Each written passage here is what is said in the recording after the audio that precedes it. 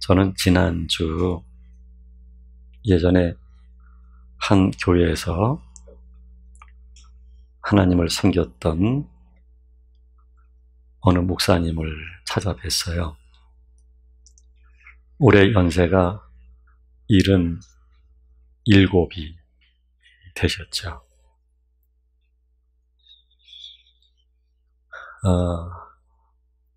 60대 때에 그분의 모습을 제가 기억을 하는 게 있는데, 운전을 20대처럼 하시는 분이었어요. 이제 77이 되시다 보니까 운전하시는 것도 좀 부담스럽다고 말씀하시더라고요. 서울에 한 달에 한 번 정도 나오시게 되는데, 운전이 예전 같지가 않대요. 그리고 몸 전체가 젊었을 때하고 확연하게 차이가 난다고 말씀을 하셔요. 식사도 하고 또 지난 날도 말씀을 나누고 또 오늘의 모든 것들을 이야기하면서 그런 생각이 들었어요. 지금 제가 지금 나이를 생각하면서 하루하루가 너무 소중하다 하는 생각이 들었어요. 저도 머지않아 그 목사님 연세처럼 되는 날이 곧 오지요. 그래서 하루하루 참 하나님 앞에서 믿음으로 사는 게 얼마나 중요한가 하는 생각을 가지게 돼요.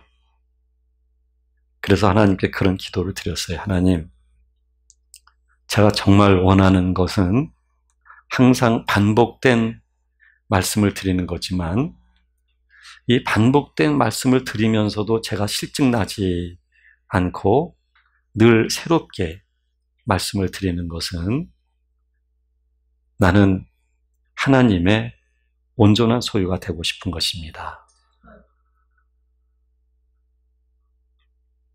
하나님을 믿는 믿음으로 살고 싶습니다. 이런 고백을 드리게 되어져요. 근데 그 고백을 드릴 때 제 마음이 참 감동스러워요. 그리고 제가 알아요. 조금도 거짓이 없는 진심의 고백이라는 것을요.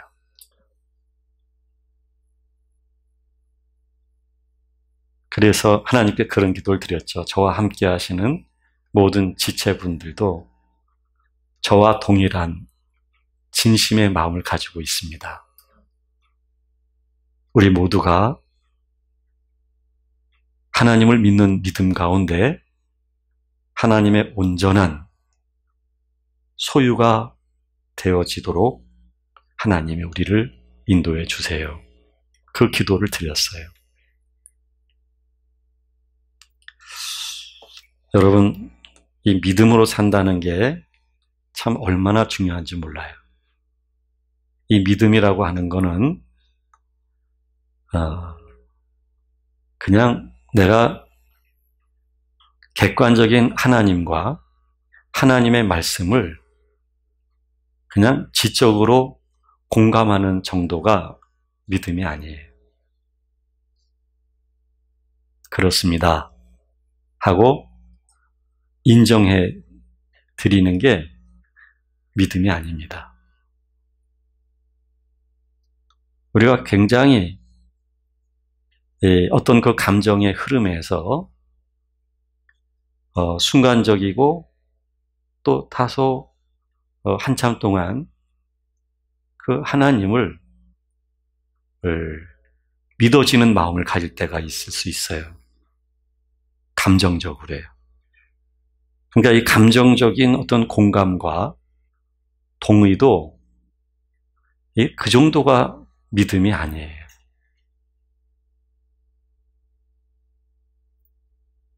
어떤 사건이 있었는데 그 사건이 내가 하나님을 바라보면서 기대했던 대로 마무리가 되어지면 하나님이 살아계시는구나. 하나님이 나를 사랑하시는구나. 인도하시는구나. 축복하시는구나. 그 사건에 대한 경험으로서 하나님을 인정하는 정도가 믿음이 아니에요.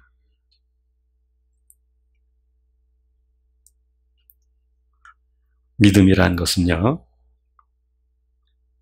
하나님과의 관계가 형성이 돼서, 다른 말로 말한다면 하나님과 그리고 내 깊은 영혼과 연합이 된 상태가 이루어졌을 때,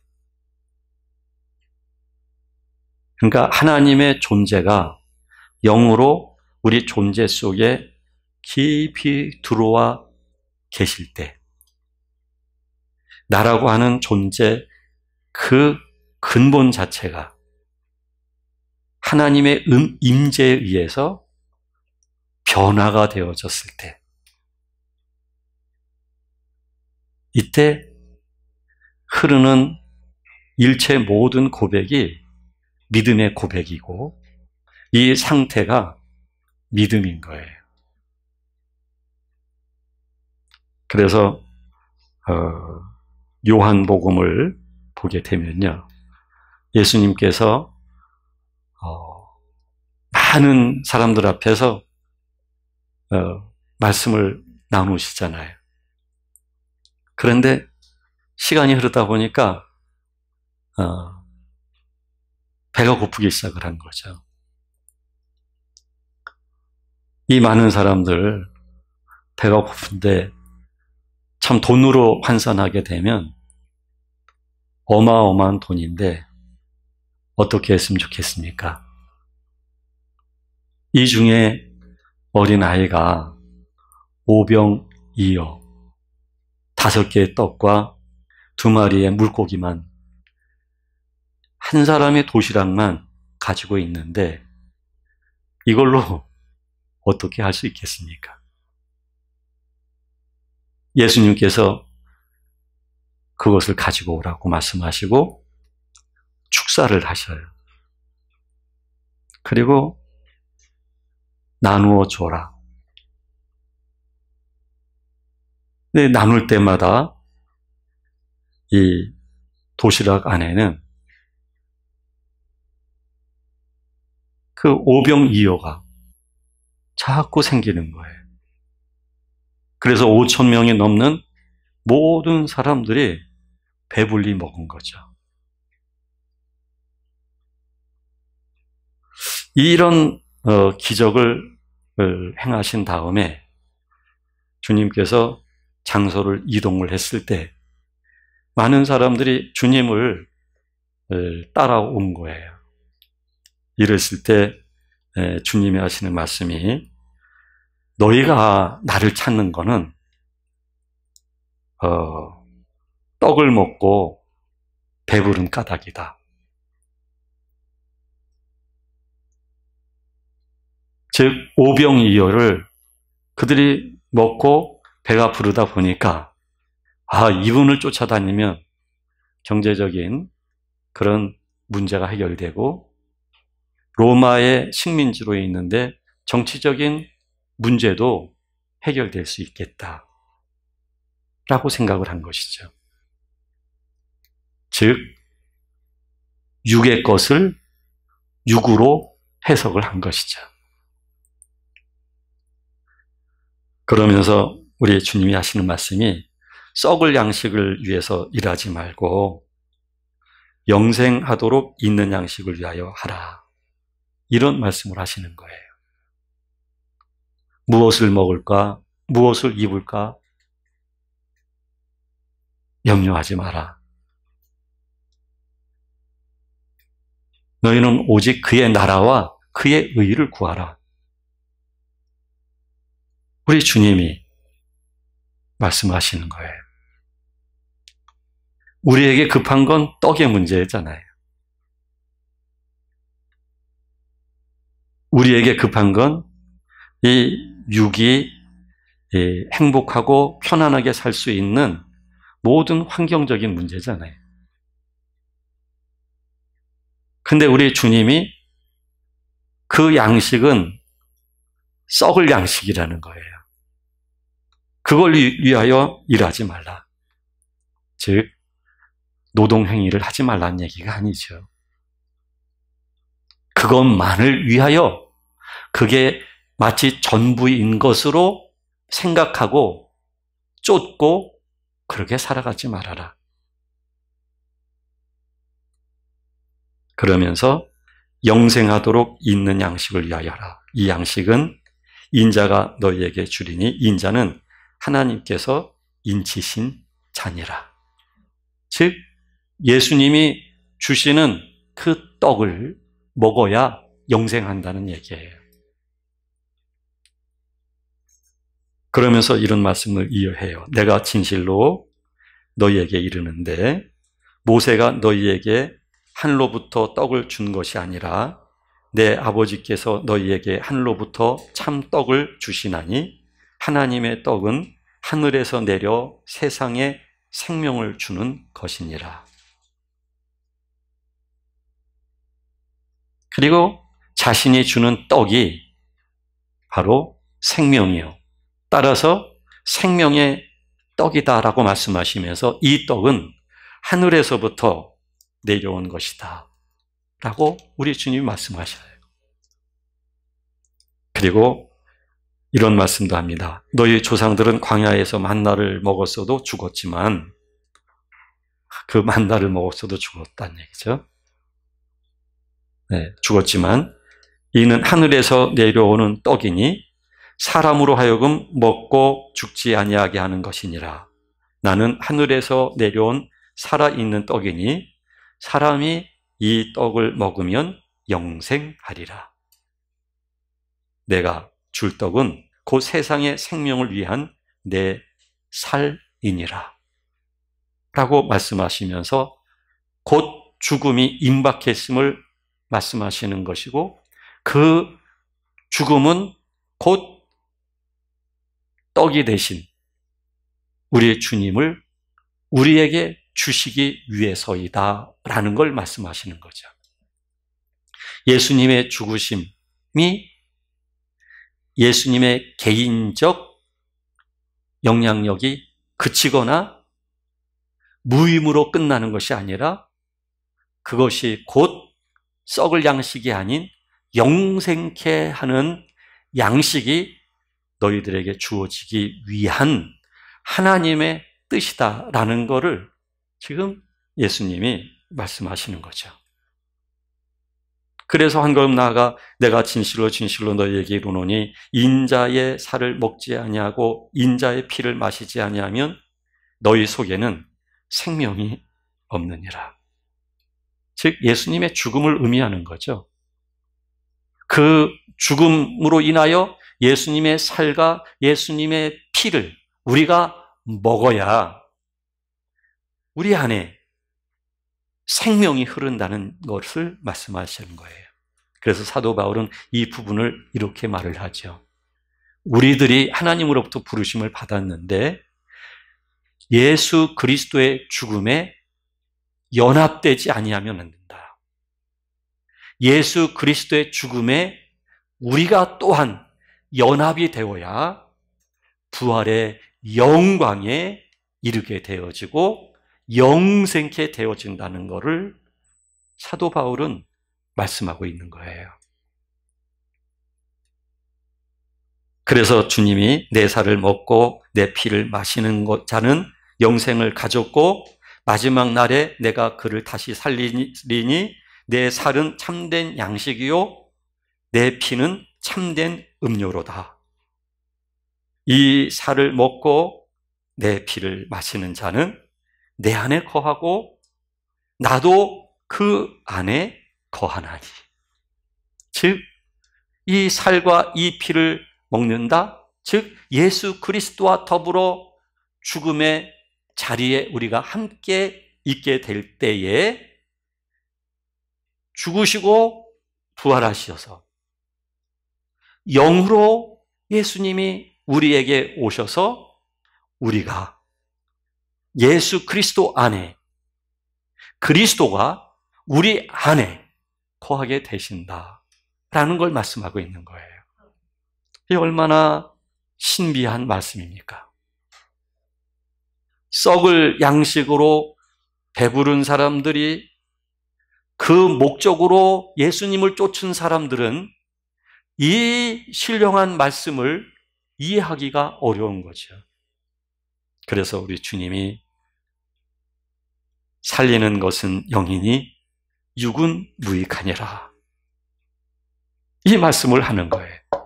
살리는 것은 영이니, 썩을 양식이 우리를 살리는 게 아니라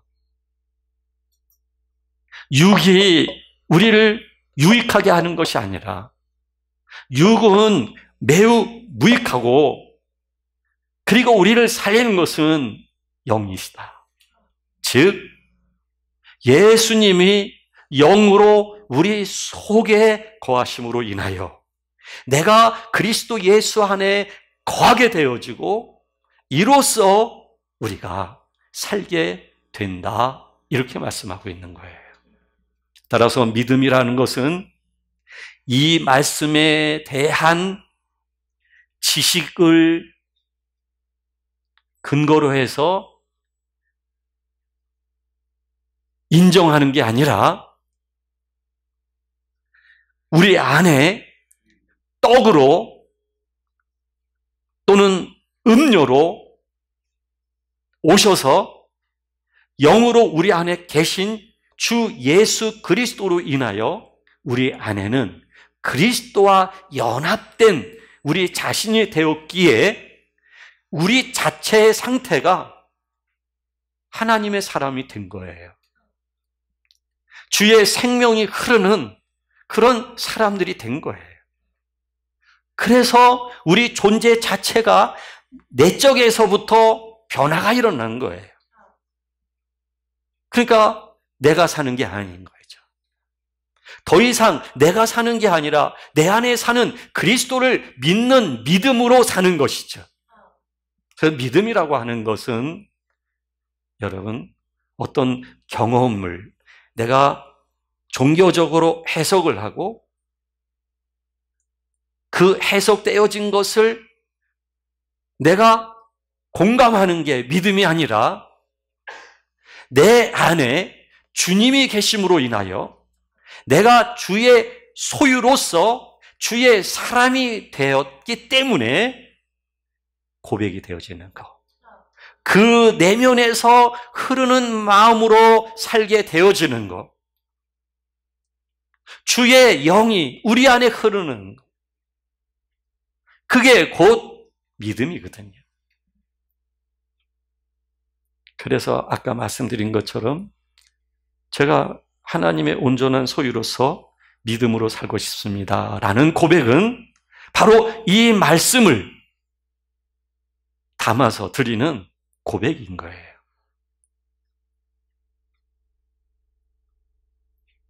하박국 선지자가 유대가 참 너무 많이 도덕적으로나 영적으로 부패해 있어요. 가슴이 아픈 거예요. 선지자로서. 너무 고통스러운 거예요. 하나님이 언제까지 이것을 지켜보실까? 근데 하나님이 말씀하시는 거예요. 내가 아주 사나운 갈대아 사람들을 들어서 그 사람들을 통해서 이스라엘 백성들을 침략하도록 하겠다라고 해요. 이 사람들은 매우 두렵고 무섭고 당당하고 위험이 자기들로부터 오고 자기들이 어떤 땅이든 깃발을 꽂으면 곧 그 땅이 자신들의 땅이라고 말하는 교만하고 오만한 사람들인데 바로 그 사람들이 유대 모든 사람들을 괴롭힐 것이며 생명을 뺏어갈 것이다라고 말씀하시는 거예요. 이때 하박국 선지자가 깜짝 놀라는 거죠. 우리보다 더 악한 사람들에게 어찌 하나님은 우리가 상상할 수 없는 일을 행할 수 있단 말입니까? 하는 거예요. 이때 하나님이 하신 말씀이 보라, 그의 마음은 교만하며 그 속에서 정직하지 못하지만 그들은 너무나도 당당하게 자기 소유라고 말하지만 너무나도 오만하게 살아가고 있지만 그렇지만 의인은 그의 믿음으로 말미암아 살리라. 즉 하나님은 이 과정을 통해서 그들로 하여금 믿음으로 살 수 있도록 인도하기 위한 하나님의 징계요, 하나님의 심판이요, 하나님의 인도임을 말씀하고 계시는 거예요. 여러분, 이 세상 돌아가는 걸 보십시오. 어디 한 곳에 희망이 있습니까? 어디 한 곳에? 어디 한 곳에 정의가 있습니까? 누가 의롭고 누가 더 괜찮고 어디 누가 그렇습니까?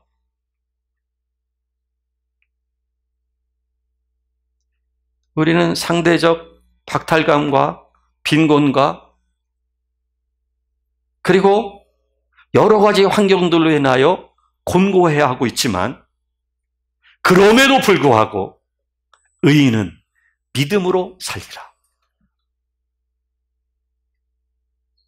아무리 세상이 정의롭지 못하다 할지라도 아무리 내가 이해할 수 없는 상식에서 벗어난 세상이다 할지라도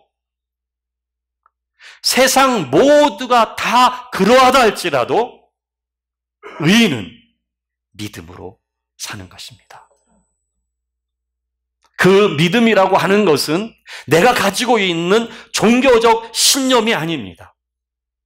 내가 가지고 있는 성경적 지식이 아닙니다.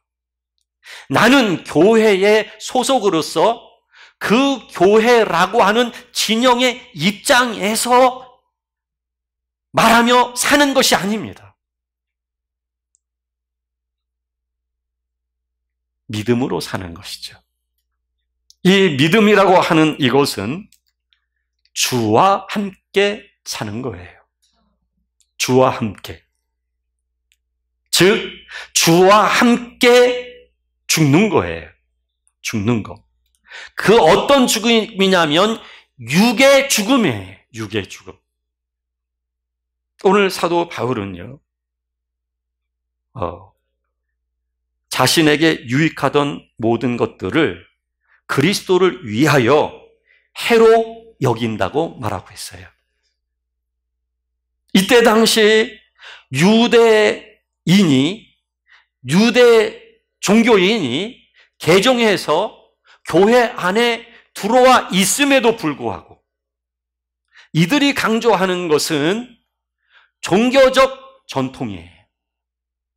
자신들이 가지고 있는 율법적 행위예요. 장로들에 의해서 내려온 그 전통성을 지키는 삶이에요. 그래서 자신들의 혈통을 자랑해요. 자신들의 종교성의 그 우월함을 말해요. 자신들이 지키는 윤리와 율법으로서 최고의 권위로 삼으려고 해요. 이때 사도 바울이 그런 말 하는 거예요. 그들이 육체를 신뢰하고 육체를 자랑하는데 내가 부득불 육체를 신뢰할 만한 것들을 말한다면 나는 그들보다 더 육체에 신뢰할 만한 것이 많지만 그럼에도 불구하고 육체에 신뢰할 만한 이 모든 것들을 그리스도를 위하여 다 해로 여기기에 내가 배설물처럼 생각하노라 라고 말을 해요. 무슨 얘기일까요? 믿음이란 그리스도와의 죽음이에요. 믿음이란 그리스도 안에서 죽음을 통하여 그리스도가 영으로 우리 속에서 우리 영과 연합을 이룬 상태가 될 때에 이게 믿음이기 때문에 사도 바울은 그 육체가 오히려 자신에게 유익하지 않기에 그리스도를 발견하기 위하여 그리스도 안에서 내가 살기 위하여 육체의 그 모든 것들을 다 배설물로 해로 여기노라 라고 말을 하는 거예요. 사도 바울의 그 율법을 따르는 삶과 율법을 해석하는 그 탁월한 지식, 그의 철학, 그의 변증학, 그의 논리학, 사도 바울을 이렇게 대면하게 되면 실망했대요. 자그마하신 분이고 눈 안질로 인해서 눈 이러시다 보니까 얼굴 전체가 균형이 아마 갖추어지지 않았겠죠. 그리고 이 말도 어눌하셨대요. 그러니까 사도 바울의 그런 외모를 보고서 서신으로만 대했던 사도 바울의 얘기를 듣고서는 실망하는 사람이 적지 않았던 거예요.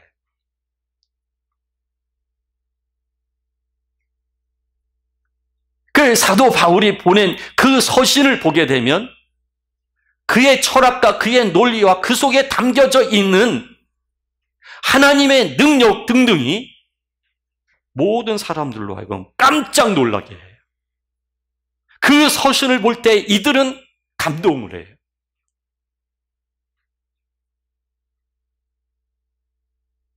그러니까 이 사도 바울은 철저하게 자기 나름대로의 육체를 신뢰할 만한 좋은 것들을 많이 가지고 있었는데 그 육체에 신뢰할 만한 그런 것들이 오히려 그리스도를 얻는 데 있어서는 해가 되기에 그걸 버린다. 여러분, 우리가 이 세상을 살고 있는데요. 정말 나로서 살고 있는지, 이 세상 모든 사람들을 보십시오. 특히 연기하시는 분들은 그 각본에 의해서 자기는 각본에 있는 인물대로 살아야 되잖아요. 연기하는 동안. 그리고 그것이 끝나게 되면 한동안 그 감정에서 벗어나오질 못한대요. 그리고 관객이나 또는 모든 팬들 앞에서 자신은 배우로서 그런 모습들이 있기 때문에 항상 진정 자기로서 살아가기보다는 사람들에게 보여진 그리고 만들어진 그런 사람으로 살아야 되겠지요. 정말 자기를 찾기가 어려울 것 같아요.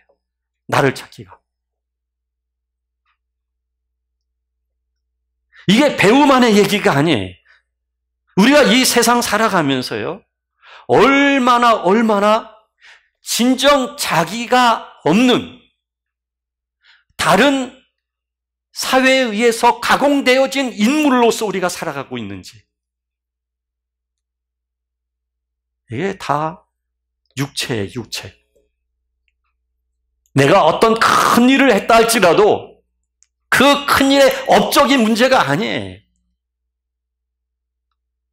진정 내가 누구인지,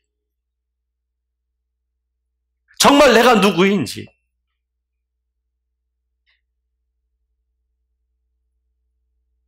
여러분, 내가 누구인지에서 내 이 외모가 아니에요. 내 학력이 아니에요. 내 직업이 아니에요.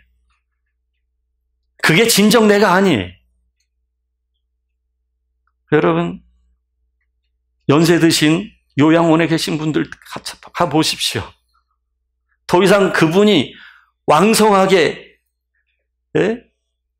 있을 때 그분의 모습이 아니에요. 외모도.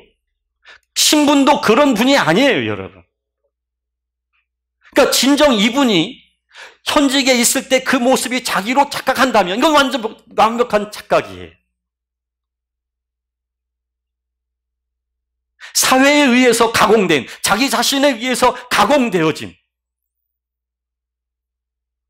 이 모습이 진정 내가 아니거든요. 이게 바로 육체라는 거예요, 육체. 육체는 우리를 가공시켜가지고 인물화해요. 그 구조 속에 나를 가둬버려요. 그런데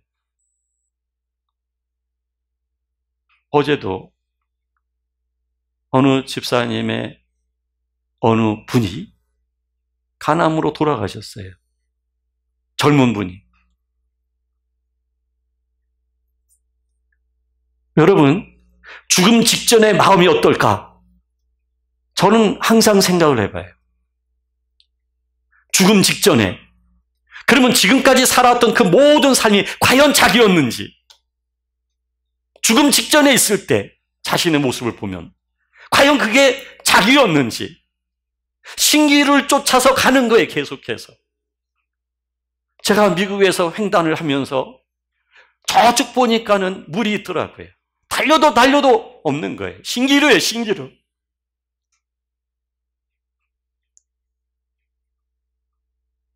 자꾸 신기를 쫓아서 오다 보면 죽음 앞에 섰을 때 얼마나 공허하겠어요. 죽음 앞에 있을 때 자기를 찾으려고 해도 찾기 어려워져요, 이때는. 이게 육체예요, 여러분. 자기가 자기에게 속아서는 안 돼요. 자기에게 속아서는. 오늘도 제가 교회를 이렇게 오는데 직진 차선으로 가고 있는데 그러면 여기서 우회전하면 안 돼요. 우회전하다 보면 직진하는 차들이 차가 쓰든지 또 이렇게 해야 돼요. 뒤에는 차가 계속 오는데. 근데 쫙 우회전을 갖다 하는 거예요.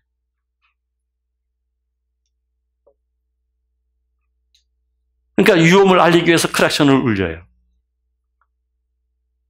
그러니까 윙 달리더니 그 차보다 앞으로 딱 들어가더니 훅 또 가버리는 거예요. 속으로는 생각했을 거예요. 까불고 있어. 그게 과연 내가 아니에요, 여러분. 그 분노를 표출하는 게 내가 아니에요. 경쟁에서 이기는 게 진짜 내가 아니에요. 이게 육이에요, 육.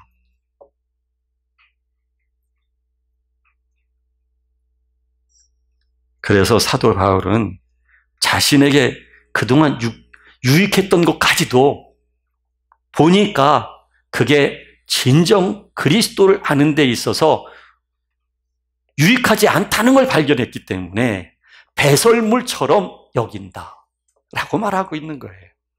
그것이 심지어는 선, 윤리, 거룩이라고 하는 교리와 행위다 할지라도 그래서 사도 바울이 하는 얘기가 그겁니다. 내가 그리스도 안에서 새로 발견되기 위해서 배설물처럼 여겼는데 따라서 나의 의의는 그런 율법에서 난 것이 아니다. 내가 가지고 있는 어떤 선한 가치, 의미 안에서의 행동들이 내가 의로운 거 아니다는 얘기예요, 여러분. 인간 자체는 의로울 수가 없어요. 그게 어떤 의미가 있겠습니까? 그래서 율법에서 난 것이 아니라 오직 그리스도를 믿음으로 말미암은 것이니 곧 믿음으로 하나님께로부터 난 의라. 즉 여러분 반드시 배나무는요, 배나무에서만 나요. 사과는 반드시 사과나무에서예요. 즉, 그리스도 나무에 우리가 가지로 달려있을 때 그리스도의 생명이 흐르는 거예요. 그래서 그리스도가 영으로 우리 속에 계심으로 내 안에 사시는 이는 그리스도이니 그 그리스도를 통해서만이 내가 의로워질 수가 있는 거예요. 이게 놀라운 비밀이에요, 여러분. 그래서 그리스도가 내 안에 계셔야 되는 거예요. 그래서 하나님이 우리를 이와 같은 상태가, 우리 안에 연합의 상태가 조성되도록 하기 위해서 하나님이 우리 삶 속에서 우리를 간섭하시고 개입하시고, 때로는 우리가 범죄를 하더라도 하나님이 그것을 지켜만 보시고, 그 범죄로 인해서 내가 구속이 되어지고 내가 제한된 삶을 살아가고 힘들고, 그래도 하나님은 그것까지도 지켜보시면서 이 모든 과정을 통해서 자기 자신이 누구인지를 알도록 하기 위하여, 육으로 사는 것이 얼마나 무익한 것인지, 그 삶이 나에게 육의 삶이었다는 사실을 하나님이 알게 하셔서 나를 내려놓을 수 있는 기회를 만들어 가시고, 따라서 우리 안에 영으로 그리스도가 임하시기 위한 은혜를 주시기 위해서 인도해 가시는 손길이에요. 그래서 여러분, 모든 게 다 은혜예요. 이 코로나19 더 이상은 우리가 이전으로 돌아갈 수 없다는 얘기가 있습니다만은, 이 또한 하나님은 하나님의 구속사를 반드시 이루어 가십니다. 하나님은 하나님의 자녀들을 반드시 이 과정 속에서도 세워가시는 분이에요. 불편하다, 뭐하다가 아니에요. 이 또한 우리가 주님 안에서 받아들이면서 그 안에서 믿음으로 사는 거예요. 아무리 우리를 불편하게 하고 있는 그 무엇이 있다 할지라도 그것 때문에 내가 죽겠어요가 아니에요, 여러분. 그것 때문에 죽겠어요? 예. 그러면 죽는 자리 가야지요. 그래서 그걸 통해서 나의 육체가 무익하다는 사실을 알고 그것을 내려놓고 그리스도를 발견하고 그리스도의 영과 연합된 하나님의 사람이 될 수 있다고 한다면 이게 진정한 복이지. 예. 여러분, 정말 제 마음속에 감동이 흘러요. 하나님께 고백할 때에 감출 수 없는 기쁨이 흘러요. 평안과 고요함과 감동과 생명과 하나님의 영의 흐름을 느껴요. 속에서 역사하시는 우리 주 예수 그리스도에 의한 감동이고 생명이지요. 그러니까 하나님의 모든 게 은혜임을 알기에 그 은혜를 송축하고 하나님의 뜻을 노래해요. 그리고 하나님을 원해요. 나의 뜻이, 가만보면 저의 뜻이 실은 뭐 이렇게 크게 보이는 것 같지가 않아요. 저의 뜻이. 그리고 저의 뜻이 그러니까 뜻대로 되어지지 않는다 할지라도 노요하지 않아요. 왜냐하면 그 속에 아버지의 뜻이 이루어지기 때문이죠. 여러분, 우리가 이와 같은 하나님이 주신 그 믿음 속에서 살아갈 수 있어야 돼요, 여러분. 예. 육으로 사는 게 아니라 영으로, 즉 믿음이라고 하는 건 내 안에서부터 하나님이 계심이 믿어질 뿐만 아니라 우리 안에서 내가 하나님의 자녀인 것을 증거하시는 성령의 역사에 의한 감동과 그리고 자연스러운 하나님을 향한 고백 속에서 살아가는 거예요. 그러면 여러분 사랑하게 돼 있고요. 나를 기꺼이 허용할 수 있는 마음이 생기고요. 그러니까 내 얼굴에 아주 나쁜 그 화를 내 가지고 생기는 그런 근육에 의해서 주름이 생기는 게 아니라, 예? 얼굴이 웃음이 띄다 보니까 그 웃음에 의해서 생기는 주름이 생기기 시작을 해요. 여러분 모르겠어요. 여러분들이 저 얼굴 볼 때 저 어떤 주름인지. 여러분, 하나님은 우리를 매우 가까이 그리고 믿음으로 우리를 인도하시는 분이십니다. 기뻐하십시오. 그리고 온전히 맡기시고 그리고 여러분들 안에서 증거하시는 성령의 역사에 의해서 살아가십시오. 더 이상 만들어진 가공되어진 이 육체로서가 아니라 이제는 새롭게 영 안에서 새롭게 조성되어지는 하나님의 사람으로서 살아가는 저와 여러분들이 되셨으면 참 좋겠습니다. 기도하시겠습니다. 하나님이